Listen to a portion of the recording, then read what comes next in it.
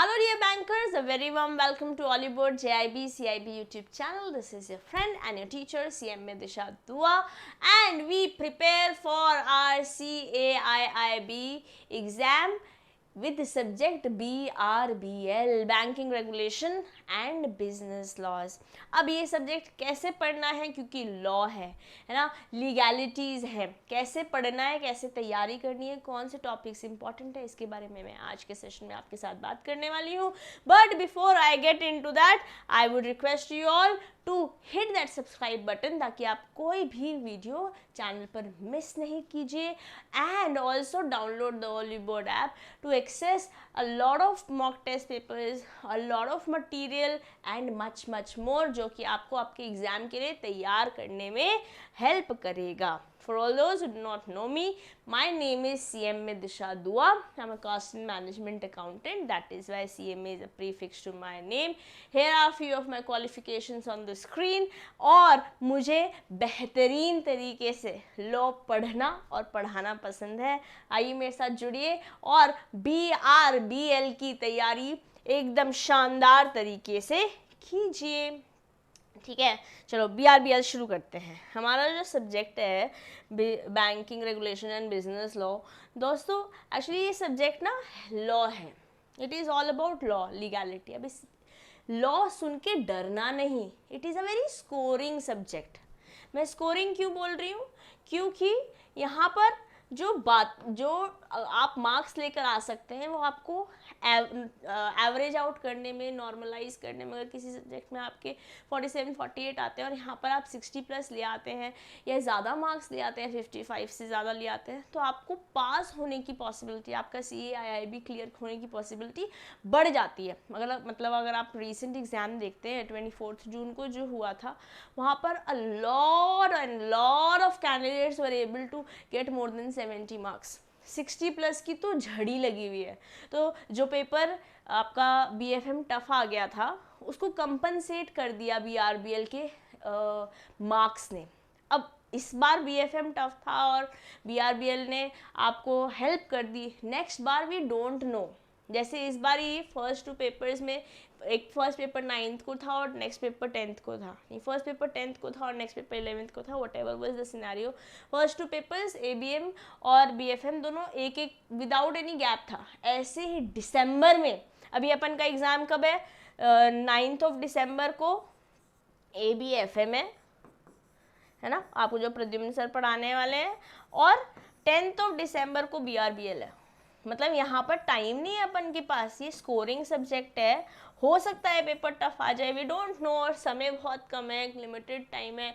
मतलब रिवीजन करेंगे तब, अगर हमने पढ़ाई कर रखी होगी. अगर हम ये सोच रहे हैं कि इस बार जैसे 5-6 दिन थे, हमने पढ़ के हो गया कुछ कैंडिडेट्स का, तो आपको नहीं पता बैकग्राउंड में वो कितनी मेहनत कर चुका है वो कैंडिडेट, है ना. तो आपको आज एक डिसीजन लेना है कि अगर आपको CAIIB क्लियर करना है, तो ये सब्जेक्ट आपको पक्का से हेल्प कर सकता है, ऑफकोर्स पास होने में भी, और in general totality aggregate achieve करने में भी. क्योंकि ये एक ऐसा सब्जेक्ट है जहाँ पर अगर आपको conceptual clarity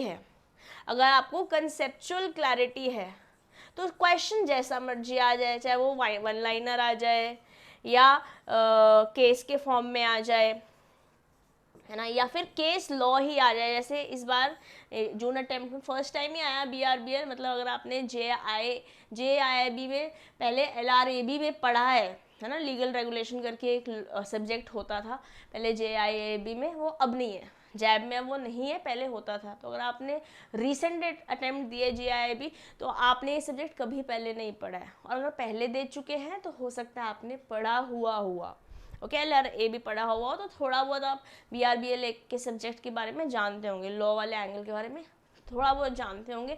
but of course there are new laws, जिनके बारे में मैं आज आपको बताऊंगी, जो इम्पॉर्टेंट भी है. अगर हमारे कंसेप्ट क्लियर हैं, ठीक है, तो क्वेश्चन जैसा मर्जी आ जाए, चाहे वो केस लॉ में भी आ जाए, जैसे Mohori Bibi versus Dharmodas Ghosh first shift में जिनका एग्जाम था, वहाँ पे एग्जाम में क्वेश्चन आया था. ठीक है। ऐसे हमारे पास इस बार भी बन सकते हैं और एडवांस लेवल बन सकते हैं, क्योंकि अभी जून अटेम्प्ट जो था वो फर्स्ट टाइम BRBL था, अब दिसंबर में it will be advanced version, plus इसकी डिटेलिंग्स जो हमारे जून में जो आया था उसके लिए मैं एक सेपरेट वीडियो बनाऊंगी। But guys we have to make sure जो भी हम पढ़ें वो अच्छे से पढ़ें, है ना, क्योंकि अगर हमें कंसेप्ट क्लियर है, जो मर्जी दे दो हमारे को, हमने इनफ प्रैक्टिस करी होनी चाहिए। प्रैक्टिस अगर हमारी इनफ नहीं है ना, देन अगेन हम फंस जाएंगे। इनफ प्रैक्टिस बोले तो क्वेश्चंस देखने होंगे हम अलग अलग तरीके के, ताकि हमारे को एग्जाम में टाइम शॉर्टेज ना हो और क्वेश्चंस 100 जो आने वाले हैं उनमें से मैक्सिमम क्वेश्चंस हमारे को देखे हुए हों। एग्जाम से पहले की तैयारी होती है, जब हमने क्वेश्चंस कर रखे होते हैं, मॉक टेस्ट पेपर सॉल्व करे होते हैं, और ये सब कुछ हम आपको कराते हैं आपके अपने यूट्यूब चैनल पर भी, और डिटेल्ड वर्जन में डिटेल्ड तरीके से हर एक पॉइंट को किस एंगल से क्वेश्चन बन सकता है, चाहे वो सिंपल हो चाहे कॉम्प्लेक्स हो, उन सब के बारे में हम अपने पेड सेशंस में भी बात करते हैं। एक नया एक्सीलेंस बैच शुरू हो रहा है जिसके बारे में मैं आपको सेशन के एंड में बताऊंगी। अभी ये जानते हैं कि हमारे इम्पॉर्टेंट टॉपिक्स कौन कौन से हैं, ठीक है। तो मैं पहले आपको ये बता देती हूँ, जो हमारा BRBL सब्जेक्ट है, इसमें टोटल 4 मॉड्यूल्स हैं। How many modules? 4 modules. Module A, B, C and D। सबसे ज़्यादा इम्पॉर्टेंट मॉड्यूल, ये 2 मॉड्यूल सबसे इम्पॉर्टेंट है। आपके इन दोनों ही मॉड्यूल्स में 10 एक्ट्स हैं, ओके मतलब इसमें तो 10 एक्ट है, एक्चुअली इसमें 9 एक्ट और 1 कंसेप्ट भी नहीं बोल सकते, टैक्स लॉज हैं, जिसमें इनकम टैक्स भी है और GST भी है, ठीक है। तो ये दोनों ही बहुत इंपॉर्टेंट है, और मैं सबसे पहले आपको मॉड्यूल D से ही शुरू कराती हूँ, क्योंकि स्कोरिंग सबसे ज़्यादा ही है। मैं अगर आपको रीसेंट एग्जाम के बारे में बताऊं तो ऐसा नहीं है कि A और B से एग्जाम में क्वेश्चंस नहीं बने हैं, A और B से भी एग्जाम में क्वेश्चंस बने हैं। आपके B में टोटल 4 एक्ट्स हैं एंड 3 कंसेप्चुअल यूनिट्स हैं, टोटल 7 यूनिट्स हैं यहाँ पर, ठीक है। ऐसी यूनिट्स यहाँ पे भी 7 ही है, आपके मॉड्यूल A में भी 7 यूनिट्स ही हैं, बट एक्ट्स यहाँ पे 2 ही हैं, 2 एक्ट्स हैं। एक RBI एक्ट है 1934 और एक बैंकिंग रेगुलेशन एक्ट है 1949, ठीक है। जो डेट्स है, जो नंबर्स हैं, जो इम्पोर्टेंट बातें हैं, वो सब आपको मैं क्लास में बताती हूँ। क्वेश्चंस में कैसे बन सकते हैं वो मैं सबको आपको बताती हूँ। बट इन मॉड्यूल्स में से सबसे ज़्यादा इंपॉर्टेंट मॉड्यूल्स हैं आपके C और D। इनको अगर आपने अच्छे से कर लिया तो more than 50% of the questions जो आपके एग्जाम में पूछे जाएंगे वो आप 100% करके आ पाएंगे। 60 to 70% पेपर जो है वो मॉड्यूल C और D से ही बनेगा। बैलेंस कुछ इंपॉर्टेंट टॉपिक्स यहाँ पर भी है, करेंगे हम सभी, क्योंकि हमारे पास अभी टाइम है। अभी हम बैठे हैं जुलाई में, पेपर हमारा नवंबर में होने वाला है, 3 पूरे महीने हैं हमारे पास, 3-4 महीने अच्छे से हम अच्छे से पढ़ेंगे, रिवीजन करेंगे, मैराथन्स करेंगे, किस तरीके से समझेंगे टॉपिक्स को, ना तो खाली डिटेल में, बट हमारे को एग्जाम टाइम में कैसे पढ़ना है, क्योंकि जो ये एक दिन का गैप है ना, कुछ घंटों का ही गैप मिलने वाला है। जो ये कुछ घंटों का गैप मिलेगा 9th और 10th दिसंबर में ABFM और BRBL के पेपर के बीच में, उसमें हमको कैसे पढ़ना है, ये सब बातें मैं आपको विद टाइम ड्यूरेशन समझाती जाऊंगी, बताती जाऊंगी, अपने हैंड रिटन नोट्स आपको देती जाऊंगी, apart from pictorial presentation use करके, जैसे मैं पढ़ाती हूँ डिफिकल्ट डेफिनेशंस को, कि लॉ में इफ्स बट शाल्स बहुत सारे होते हैं, उन सबको चार्ट्स फॉर्म में तोड़ती चली जाऊंगी, ताकि आपको समझ आए, मज़ा आए, और जब समझ आता है, मज़ा आता है, ऑटोमेटिकली वो आपके रिजल्ट में भी दिखता है। Okay, so will start with module D। ऐसे ही मैं अपने पेड बैच में भी चलूँगी, D, C, B, A पढ़ेंगे। तो अपन पहले मॉड्यूल D देखते हैं।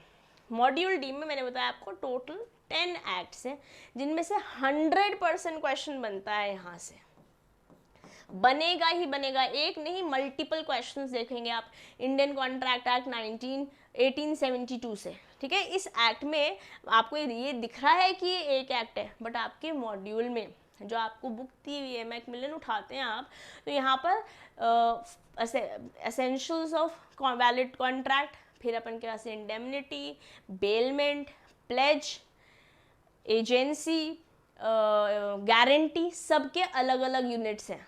तो बहुत बहुत इंपॉर्टेंट है और यहीं से एग्जाम में भी आपका जो मैंने केस लॉ बताया मोरी भी यहीं से आया था। यहाँ से और केस लॉज भी है जो मैं आपको क्लास में पढ़ाऊंगी, समझाऊंगी, क्वेश्चंस कैसे बनेंगे वो भी देखेंगे।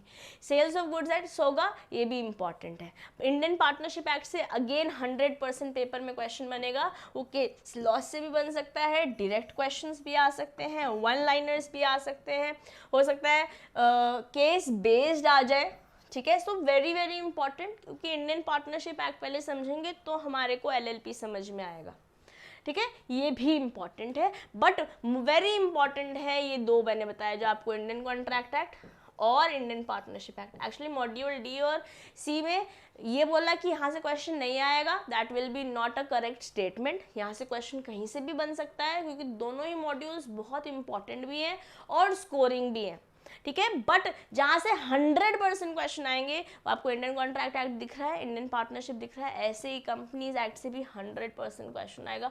वेरी वेरी इंपॉर्टेंट टॉपिक है, यहाँ से क्वेश्चन ना बने ऐसा हो ही नहीं सकता है। ये भी बहुत डिटेल में आपके यहाँ पर भी बहुत सारे यूनिट्स दे रखे हैं, आई थिंक 7-8 यूनिट्स यहाँ पर भी दिए हुए हैं, जहाँ पे हर एक कंसेप्ट को बेसिक से पढ़ना बहुत ज़रूरी है ताकि हम एडवांस लेवल तक जा सकें।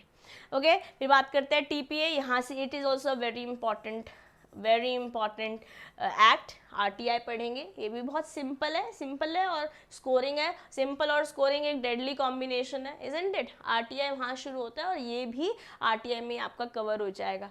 IT act, prevention of corruption act, again important topics, very important topics मैंने आपको बता दिए, ये भी इंपॉर्टेंट टॉपिक्स हैं। मतलब मॉड्यूल डी और मॉड्यूल सी अपन को अच्छे से पढ़कर जाना ही जाना है। अगर आप शुरुआत में इन दोनों मॉड्यूल्स पे अपनी पकड़ लेते हैं, मजबूत बना लेते हैं, आपके स्कोप, आपका chances of getting higher marks in BRBL बहुत ज़्यादा हाई हो जाते हैं, और फिर वो बाकी सब्जेक्ट्स को भी कंपनसेट कर पाएंगे। और just in case paper tough बन जाता है बीआरबीएल का इस बार, तो भी हम एकदम रेडी होकर जाएंगे, व्हाटएवर आने दो, कर लेंगे हम, ठीक है कि नहीं। फिर मॉड्यूल सी देखते हैं। अब ये जो फर्स्ट 2 यूनिट्स आपको दिख रही हैं, इंटीग्रेटेड ओम्बड्समैन स्कीम और एमएसएमई, दोनों ही न्यू एक्ट्स हैं। अगर आपने जेआईबी जून अटेम्प्ट से पहले के भी अटेम्प्ट में दिया होगा तो आपने एलआरएबी में जहाँ पे लॉ पढ़ा था वहाँ पर ये दोनों टॉपिक्स नहीं पढ़े हैं। दोनों टॉपिक्स सिर्फ अभी बीआरबीएल में ही रिसेंटली ही ऐड हुए हैं, क्योंकि दोनों लॉज अपने आप में काफ़ी नए हैं। ये 2021 में ही आया है, ये है तो पुराना लॉ बट नया है, क्योंकि यहाँ पे 2019 में मेजर चेंजेस हुए हैं, ठीक है। 2019-20 में कुछ अमेंडमेंट्स हुए हैं, जिसकी वजह से ये टॉपिक बहुत बहुत इंपॉर्टेंट हो जाता है, ठीक है। यहाँ से दोनों से तो क्वेश्चन बनेंगे क्योंकि न्यू है, प्लस ये भी वेरी इंपॉर्टेंट है और बहुत ज़्यादा डिटेल्ड है।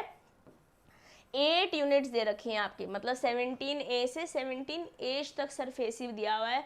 यहाँ से क्वेश्चन बनेगा ही, और आपके एज अ बैंकर आपके लिए बहुत इंपॉर्टेंट है, ठीक है। वेरी वेरी इंपॉर्टेंट, बहुत बेहतरीन तरीके से हम पढ़ते हैं क्लास में, ठीक है। डीआरटी इम्पॉर्टेंट, आईबीसी इम्पॉर्टेंट, ये एक्ट नहीं है, ये कोड है, insolvency and bankruptcy code 2016, this is also important. Bankers book evidence act easy, हम फटाफट से ख़त्म कर देंगे इसको।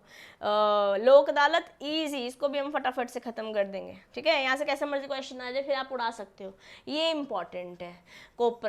कोपरा is consumer protection act, and then law of limitation, easy and relevant for almost every act. अगर हमने ये अच्छे से पढ़ लिया तो बाकी सारी जगह जहाँ पर भी हम लिमिटेशन पीरियड को पढ़ेंगे हमें समझ में आएगा। और टैक्स लॉस के बारे में मैंने अभी थोड़ी देर पहले बात करी थी, यहाँ पे आपके दोनों हैं, इनकम टैक्स एक्ट भी है, इनकम टैक्स एक्ट 1961 भी है, और जीएसटी के बारे में भी बात हो रखी है। बहुत ज़्यादा टिपिकल नहीं है, सिंपल है। यहाँ से क्वेश्चंस कैसे बने थे आपके एग्जाम में रिसेंट, वो मैं आपके साथ क्लासेस में डिस्कस करूँगी, और मैं सेपरेट एक वीडियो भी लेकर आऊँगी जैसे जिसमें बताऊँगी कैसे क्वेश्चंस बने थे, ठीक है। बट इन जनरल भी ये इंपॉर्टेंट है हमारे लिए, इन जनरल भी इंपॉर्टेंट है। हम एज अ सैलरीड एम्प्लॉय हम भी बहुत सारे टैक्सेस देते हैं, उन टैक्सेस के बारे में हम इस एक्ट के अंदर जानेंगे। ओके, ये तो रहा मॉड्यूल डी और सी जो कि इंपॉर्टेंट है, और उन इंपॉर्टेंट में से भी most important topics, very important topics, exam में पूछने वाले टॉपिक्स मैं आपको पढ़ाती चली जाऊंगी और मैंने आपको बता भी दिए। Okay, moving forward to module B and module A. Module B में अपन के पास टोटल 4 ही एक्ट्स हैं, बाकी 3 कंसेप्ट हैं, बट इन कंसेप्ट में से एक कंसेप्ट है ये वाला which is very important, very important, क्योंकि ये एक टॉपिक ऐसा है law relating to securities and modes of charge 1, ये यहाँ पर भी है, और जो मैंने आपको ट्रांसफर ऑफ प्रॉपर्टी एक्ट दिखाया था पीछे, दिस दैट इज़ वाई यहाँ पर भी है, इसलिए मैंने यहाँ पे आपको लिखा वेरी इंपॉर्टेंट, क्योंकि कुछ टॉपिक्स यहाँ पे ऐसे हैं जो इधर भी है, और मैंने यूनिट आपको मॉड्यूल बी में बताया इस सिक्योरिटीज़ एंड मोड चार्ज 1 में यहाँ पर भी है, यहाँ से यहाँ पर हर एक शिफ्ट में, तीनों शिफ्ट में क्वेश्चन आया था, और इस बार भी वेरी वेरी हाई पॉसिबिलिटी है, बहुत हाई पॉसिबिलिटी, मैं 100% को करेक्ट कर लेती हूँ, बहुत हाई पॉसिबिलिटी है एग्जाम में क्वेश्चन बनने की, ठीक है। ये चारों ही एक्ट्स वेरी इंपॉर्टेंट है, वेरी इजी भी है, मैं बताऊं ये तो बहुत इंपॉर्टेंट है, यहाँ से केस लॉज भी बनते हैं, केस स्टडीज़ बनती हैं, केस